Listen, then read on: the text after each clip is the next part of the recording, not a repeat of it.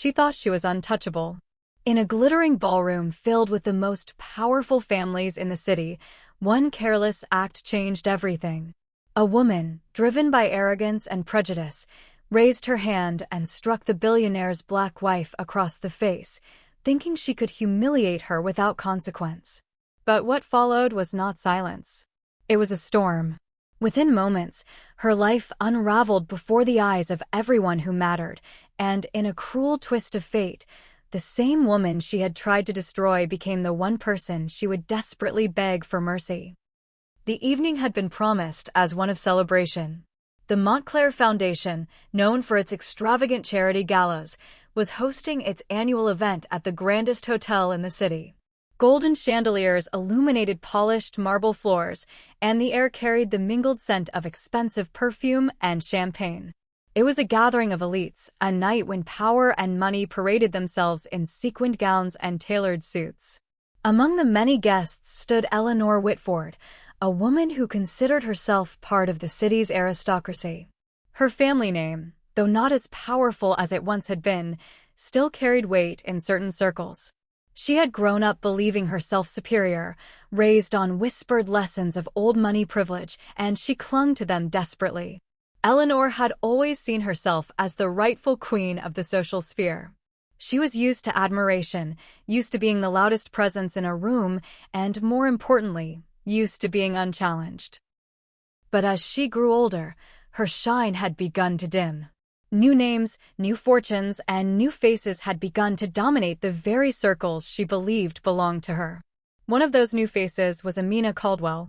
Amina was a striking woman, elegant in posture and unshakable in presence. She had married Richard Caldwell, a billionaire investor whose name alone caused heads to turn in every boardroom in America. Their marriage had been a subject of whispered conversations at first. Richard, a white man from old wealth, had chosen to marry a black woman from modest beginnings. Many couldn't comprehend it. Others, like Eleanor, saw it as an unforgivable intrusion into what they believed was their untouchable world. Amina's rise in society had not been built on her husband's name alone.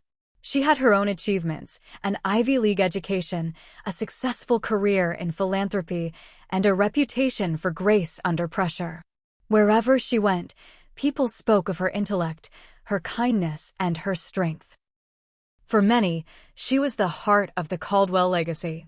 And for Eleanor, she was a threat. The tension between them had simmered quietly for years.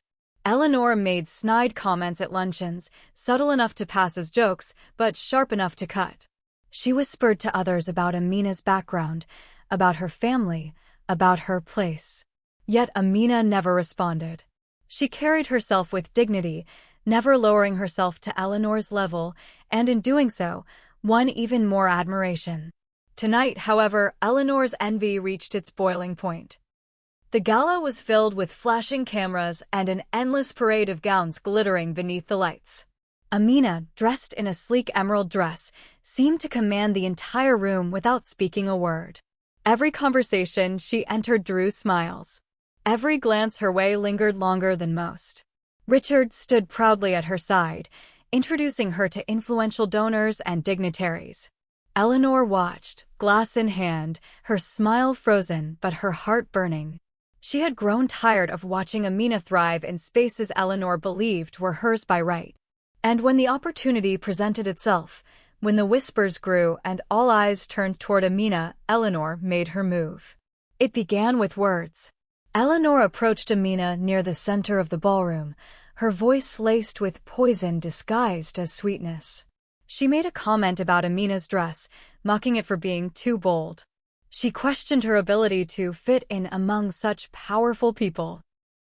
Amina, as always, met the insults with calm indifference, her expression composed, her smile unbroken. But the calm only fueled Eleanor's fury.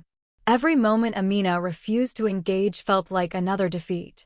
Eleanor wanted a reaction, needed one, to prove to herself and to the room that she could still wield power. Her voice rose, her words became harsher, and soon enough, the conversations around them began to quiet. Heads turned.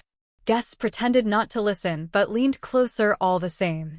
Richard, momentarily distracted by a conversation across the room, had not noticed what was unfolding. And then, Eleanor crossed the line. Her voice cut through the silence, laced with disdain and prejudice, as she questioned Amina's worth. Her words dripped with venom, invoking not just insult, but racial contempt. Gasps rippled across the room, and still, Amina stood firm. Eleanor's pride could not take it. In a reckless moment, driven by envy and blinded by arrogance, Eleanor raised her hand. The sound of the slap echoed across the marble hall, sharp and unmistakable. The room froze. Time itself seemed to stop as Amina's head turned slightly from the impact, her expression unreadable, her dignity still intact. For a second, Eleanor felt powerful. She believed she had humiliated her rival, proven her dominance in front of everyone. But what she didn't realize was that she had sealed her own fate. The silence broke with whispers, with gasps, with the sound of cameras clicking. Dozens of phones had already captured the moment. Within seconds, the entire ballroom had seen what she had done. And then Richard returned. The sight of his wife, struck in public, brought a storm into his eyes. But before he could speak, Amina raised her hand gently, stopping him. She did not cry. She did not scream. She simply stood, the embodiment of strength, and in that strength lay Eleanor's undoing. The power dynamic shifted instantly. Eleanor's smirk faltered as she realized no one was laughing, no one was applauding her boldness. Instead, she was met with stares cold, judgmental, disbelieving. The very people she had spent her life trying to impress now recoiled from her as though she were poisonous. Amina's silence spoke louder than words ever could. She did not retaliate, did not lower herself. Instead, she turned slowly, meeting the eyes of the crowd, and with calm dignity, excused herself from the room. Richard followed, his protective presence a shield around her. And Eleanor was left alone. The whispers grew louder. Phones buzzed as the video spread across social media within minutes. Eleanor's name, once spoken with respect in elite circles, was now attached to scandal. She had not just humiliated herself, she had destroyed her reputation in one reckless act. By the end of the night, the fallout had already begun. Business partners cut ties. Charities distanced themselves. Old friends stopped returning her calls. The world that had once applauded her collapsed around her like a house of cards. And the worst part? Eleanor realized that the very woman she had struck was now the only one who could save her. Within days, the video had reached millions. Headlines called her actions racist, disgraceful, unforgivable. Protests erupted outside her family's estate. Invitations disappeared. She was exiled from the very society she had once ruled. Desperate, Eleanor sought Amina. She arrived at the Caldwell residence uninvited, pleading at the gates, demanding forgiveness. Paparazzi cameras caught every moment of her desperation, her voice breaking as she begged for a chance to speak. But the gates never opened.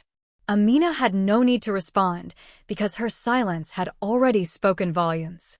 The image of Eleanor on her knees outside the Caldwell estate became the final chapter of her downfall. In the weeks that followed, Eleanor disappeared from public life. Her name became a cautionary tale, whispered in warning rather than admiration. Her arrogance, her prejudice, and her betrayal of decency had cost her everything. Meanwhile, Amina emerged stronger. She did not need to defend herself. The truth had been evident in her silence, in her grace, in the dignity she maintained in the face of cruelty. She continued her philanthropic work, becoming a symbol of resilience, admired not just for her status, but for her unshakable spirit. And as the city moved forward, the memory of that night lingered. It was a reminder of how quickly power built on arrogance could crumble, and how true strength came not from cruelty, but from grace. The slap that was meant to humiliate had instead revealed the deepest truth, that hate always destroys itself, while dignity endures. So the question remains. When faced with betrayal, arrogance, and injustice, will you rise with dignity or fall with disgrace?